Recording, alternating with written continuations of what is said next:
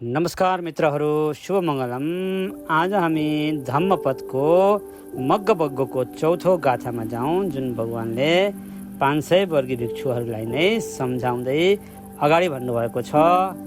त्यसमा भन्नुभएको छ, तुम हे हि किच्चमा तप्पम अखातारो तथागता पटिपन्ना पमुखन्ती झाइनो मारबन्दना।